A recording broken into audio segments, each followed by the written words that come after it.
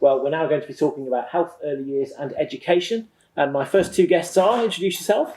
My name's Sarah Cadenda-Lamoire and I'm the Learner Manager for Health, Early Years and Education. And my name's Joanne Green and I'm the Work Placement Coordinator for Health, Early Years and Education. So Sarah, give us an overview to start with then about what health, early years and education covers, because it's quite a broad topic, isn't it? Yeah, it's a massive department. We're one of the largest departments in the college. So we've got 411 students currently this year. And we do everything from level 1 to level 3. We're looking at obviously health and social care, early years, and then our supporting teaching and learning, which is where the education comes in. And break that down for me to the next level of it. What level of courses do you have within each of those sections then? So within health and social care, we have level 1, we have level 2, we have a level 3 preparing to work in adult health and social care, and then we've got the level 3 extended diploma, which is a 2-year programme. And then that's almost the same for education as well, but we've got the level 2 and the level 3 supporting teaching and learning, which is an adult-based programme. And then for the 16 to 18-year-olds, we've got the level 3 supporting teaching and learning. And then finally then for early years, we've got the level 1, the level 2, and then again the level 3 diploma, which is a 2-year programme. So that's quite a blend then, I imagine, between academic and practical study, is it? Yeah, and this is where Joe comes in. So we've got placement on all of our courses. It's a mandatory requirement. So we have various levels of which I'll let Joe talk about in a little while. And with our childcare and our STL programme, we have they get the qualification where they're actually able to then work within the sector. But I'll hand over to Joe, who will tell me a little bit. Hand over to Joe in that case. So tell us a little bit about, how extensive it is, how it works, and why it's so important. It's very important because obviously it links directly to the qualifications, the work placement, but also it enhances the students' employability skills and, as Sarah said, licence to practice within the childcare environment, early years environment. We have different numbers of hours for different levels and areas of programmes. So particularly in our early years, that they do at level 3, they do 365 hours per year, which is an awful lot. That's a lot, isn't it? It's an awful lot, and that is broken down into different age groups of the early years students, children. And again, health and social care, each area has a different level of hours for the different level of programme. Yeah. So the college needs to have a lot of contacts with a lot of local businesses to make this all possible then, doesn't it? So what kind of companies do you work with? We work with private companies, private organisations, so we can work with private residential care homes. We work very closely actually with the Telford and Wrekin Council, the local authority schools, the academies around the area. We work with local authority nursery settings, but we also work, as I say, with private organisations as well in that respect. Our biggest client, should we say, as an employer, is really the local authority with the schools and the nurseries that are attached, especially for our early years students and our supporting teaching and learning students. And Sarah, typically what kind of jobs then are people preparing themselves for by going through this section of the college? It's quite a massive range actually. So in health and social care, for example, you've got everything from a nurse, paramedic, midwife, social worker, to working as a care worker, support worker, counsellor, psychotherapist. There's thousands, and I mean upon thousands of jobs. Within early years, you can do things like obviously going on to teaching then. So you can go on to do primary education, you can become a play assistant within a nursery environment. You can do the obviously supporting teaching and learning leads you on to teaching assistant, but you can do that from either programme. Within early years as well, we've got 2 universities that will take our students on to do paediatric nursing through early years. So there's masses and masses and masses of opportunities. So I think that's one of our biggest selling points, is the opportunities are actually endless. All we ask for is that people actually want to work with people, because that's the crux of who we are. We're caring individuals, and that doesn't matter which course or programme you're on. I was going to ask you that actually. I guess that the personality of a student is more important than the academic history that they arrive at the college with, isn't it? So is it a combination of the two? It definitely is a combination of the two. Obviously, the different entry requirements are dependent on the level of study that you start with. So obviously, the level 3 is the highest level of programme that we start off with. So the need for better grades, if you will, obviously reflect that because it's A-level equivalent. But you have to want to work with people. So obviously with health and social care, for example, we'd be expecting our students to be willing to take a placement within a care home environment, because it doesn't really matter what sector you go on to into the future. Learning those base skills, those communication skills are really vital. And the same with early years, you go into a variety of placements. So it would be early nursery settings, it would be schools. And again, there's a number of placements in which they have to do in order to achieve their qualification. That's right, isn't it? There are, yeah, and one of the placements that the students do in early years is a specific placement of the area that they might want to go and work in. So although they have to meet certain criteria for the age groups of the children that they're working with, if they then decide that they actually want to deal with students with learning difficulties, then they can specialise in that particular area. So we give them that opportunity to be able to do that as well. And how do you monitor the feedback of how well the students are performing when they're out on placement, and how does that work? There's a couple of ways that we do that. We obviously get their feedback, which is very important. We also have our assessors in place for early years and for supporting teaching and learning, who go out and observe the students when they're out on their placements, so they get immediate feedback from there. And we ask all our employers to actually give us some formal feedback at the end of placement and during placements as well.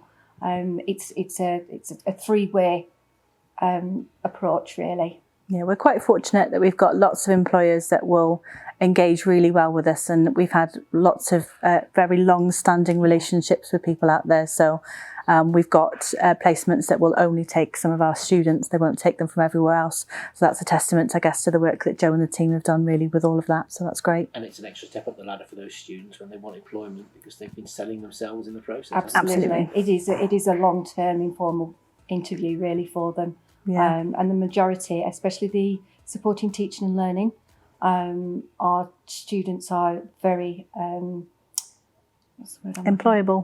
They are very employable and very successful. A lot of them do get offered paid placements prior to finishing their qualification, as a lot of the students do that go out into the care homes. Yeah, it's the same across all 3 departments, to be honest with you. We get lots of early years placements as well, also then asking to keep our students afterwards. So again, it's great. So we're never going to be out of work, really, our students, are they? So there's always going to be places for them. I guess we better meet some of the staff students, hadn't we? Yes, please. That would be great. Thanks very much. Thank you.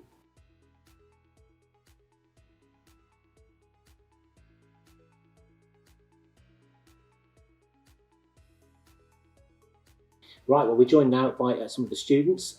Introduce yourselves, ladies. Who have we got? I'm Leah Wells. I'm Shakira Foster. And Leah, what course are you doing? Level 3 Certificate Health and Social Care. Okay, and yours is? The Level 3 Extended Diploma. I'm in my second year.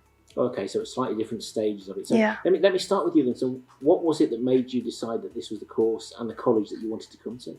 I've always wanted to do caring for others. I'm not sure what route I want to go down, but I've always wanted to have the career of caring and knowing that I've looked after somebody well after a day of work. I chose this college because it was kind of I knew people that had come here and said they enjoyed it. So I'm from a different area, so I knew of this college through a different area, and then I just chose to come here. So is one of the good things about this course then the fact that you don't have to know specifically what you want to do from a career point of view, that you can learn and decide where you maybe want to go as you progress? Is that Yeah, from already being here, I've kind of changed my mind 3 or 4 times of what I want to do. I originally wanted to be a paramedic, and then I wanted to be a part of the medical dispatch team instead. And then now I kind of want to be a technician paramedic again. So I'm really moving on. My mind is not quite sure yet, but it's something still caring in the NHS, but I'm not quite sure yet. But that fits in with what Sarah was saying earlier Yeah. about how there's such a wide range of choices for you. Yeah, You have the there is. skills to transfer from one to the other. You can literally go into anything from like it's like you can go into like criminology and stuff like Absolutely, yeah. that if Yeah. you want to, but obviously that's quite a long way away. But if you've got your mindset on something, you can do it. What about you, Shakira? You got an open mind the same, or do you know what you want to do? I know what I want to do. I've obviously got 3 options of what I want to do. My main choice is to work with children with special needs and complex needs because I've done work experience in that aspect, and I know a few people with special and complex needs, so I find it quite interesting and rewarding to work with them. My second choice is to work within young offenders because, again, I know people who've gone down that route, and I thought it'd be really rewarding to obviously help people rehabilitate. And then my third option is mental health nursing. Oh, okay. So tell me about the work experience, the work placement you've done so far. Then what's that been like? I did work experience in a special needs school in Telford as well, and I found it really amazing. I worked with extremely complex people who had very limited speech, who had really complex needs. I worked with children with Down syndrome and those with extreme behavioural issues and autism and various other things as well. So it's kind of really rewarding, yeah. So you quite like the balance of practical study and academic Yeah. study then, really? Yeah, I like researching into it as well because obviously you're finding out more things as well, and it opens your minds more. Excellent. I'll ask the two of you actually then really the same question finally really. If somebody's listening to this and thinking, yeah, I quite like the sound of this, what would you say? What kind of person will these courses suit best, and what's the best thing about this course? Let me start. It's somebody that is actually committed. It's not like an easy course. It is challenging, but it's rewarding at the same time. So you can't expect just to fly through it because it's something that's going to stay with you for the rest of your life. Like if you're committed to caring for somebody and having that profile of being part of the health and social care, then you need to actually commit to it. Like it's really rewarding if you have the right mindset for it, but if you don't, then it can be quite like there's not a point in doing it because otherwise it's just not going to lead you anywhere. So you have to be committed to it. It's not just something you can kind of put to the side. You really need to be committed to it. And how would you describe the course to anybody who's interested? I'd say it's a really good course. Obviously, you've got to be open-minded because throughout the first year, you're going to obviously do various case studies, and then you're going to understand a lot of different aspects from other people's points of view. So you're going to have to be an open-minded person, very accepting and very tolerable as well, or else you're not really going to fit in on the course. You're going to have to think directly, this is how people live their lives. You're going to be a health and social care practitioner, so you're potentially going to be working with various other people who are going to be completely different to you. So you've got to be open-minded, but it's a really good course. You're right, Sarah, they are good, aren't they? They are. I think they've summed it up beautifully. In fact, they've probably done a far better job than I ever could. I think it's very important that they're getting the message across that it's not a one-size-fits-all approach. We've got a wide variety of people out there that just want to work with people in various sectors, and this is why the draw to health and social care is massive. So we're quite fortunate to have amazing young ladies like these and many, many, many more that are basically a family, and we are a team and we do lots of fun things together. We've done some fundraising recently as well. We'll continue to do so. And yeah, it's about more than just the education. It's about all those personal skills that go alongside it. So with the work experience placement, with the academic side, and they leave hopefully with being well-rounded and either employable or straight into university or apprenticeships. The opportunities are endless, really. Perfect. Good luck with it all. Thanks for your time. Thank you. Thank you.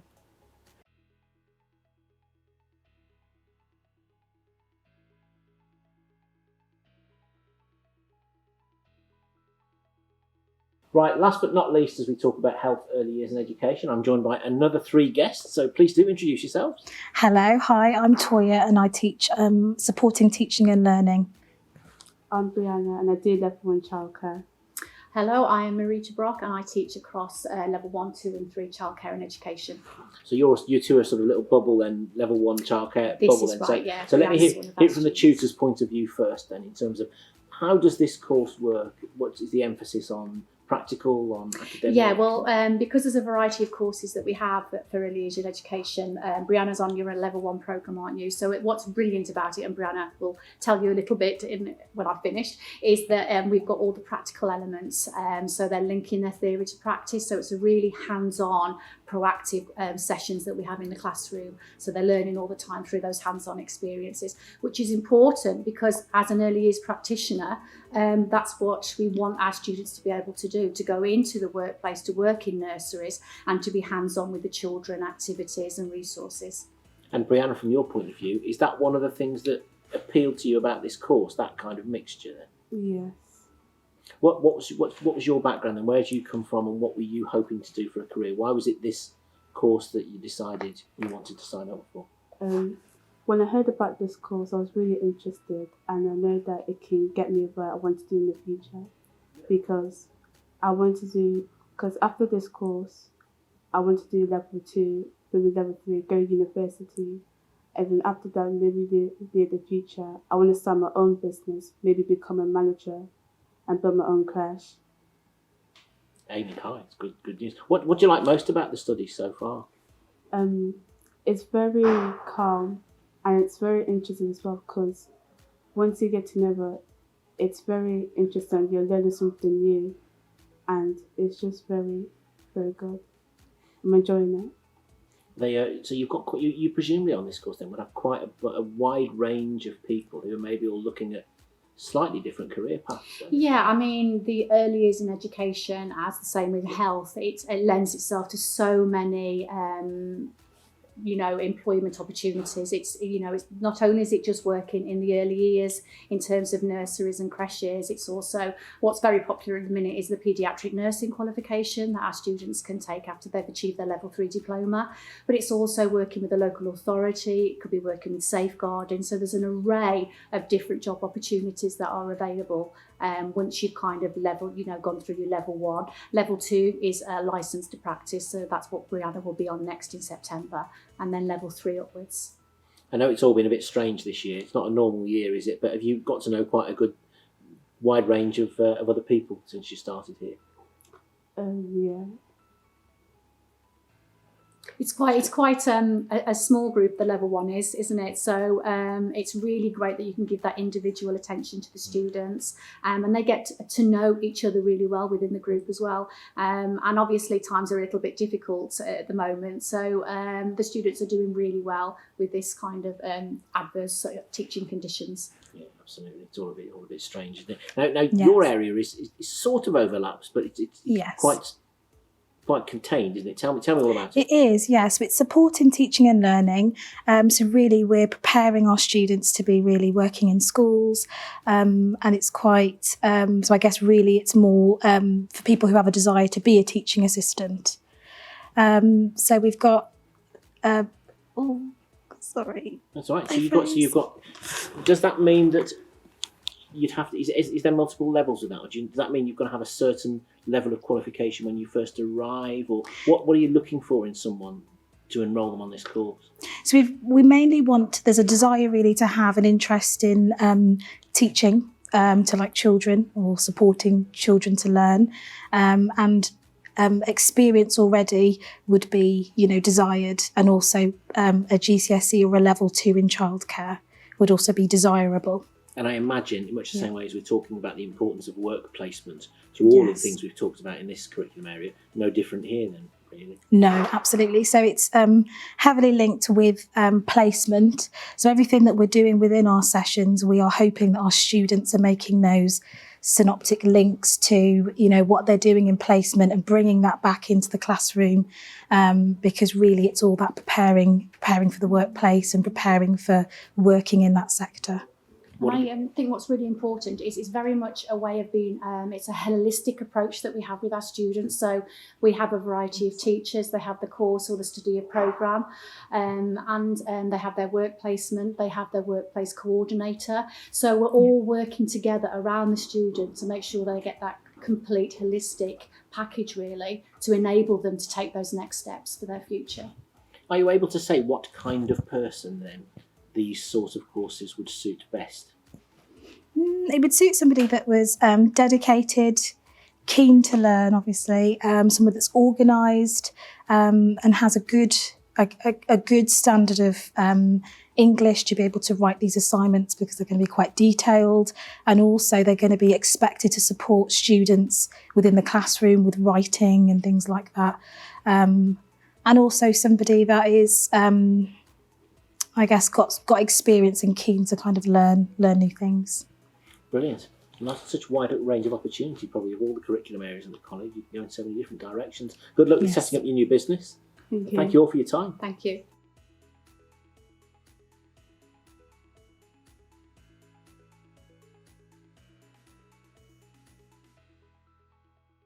Sarah, I suppose I should also ask you about the fact that when we're talking about progression, it's not just progression into other careers or external universities. There's an opportunity to progress within Telford College, isn't there? Yeah, we've actually got a fantastic higher education provision that's run through the college. So it doesn't matter which programme of course you're on, whether it be health, early years or education, there's actually a level 4, level 5 progression route, either through a foundation degree or something like that. So we're quite fortunate that actually we've got a full package that we can offer students right the way through to 16, all the way through to the very end of their potential educational studies and then going off into the workplace. We're quite lucky there. And for people that don't understand, how what the foundation degree connection is to the higher education offering, just explain that a bit more. Yeah, so we've got links with Wolverhampton University. It's not run through myself, so we've got another learner manager, Caroline Bastow, who does all the higher education provision. And she's the wealth of knowledge on all the higher education provisional there. But we've got foundation degrees in care. So what that is, it's almost like a part degree. So it's 2/3 of a degree. So they do the first 2 years and then they can have that as a qualification, or they can then extend that out further with alternative providers if they want to. But it just gives you that extra level and makes you extra employable. And actually our provision is actually really successful. So we're quite fortunate, again, as I say, we've got students that will come with us to 16 and will stay on to potentially 21, 22 sometimes, because they're going through the ranks and take through their journey. So we're quite lucky that we've got an excellent provision here from start to finish. And that continuity helps sometimes just alone, doesn't it? It does, because I think a lot of students these days are perhaps less willing to travel outside of the local area. They quite like to stay home, and it offers actually a much cheaper way, because the fees aren't as much, because obviously it's more localised, and they get to stay at home so they can work, they can stay with their friends. So we're quite lucky actually that, as I say, we've got opportunities then in-house that the students can still get the education level that they want without having to travel or go off and pay really expensive university fees.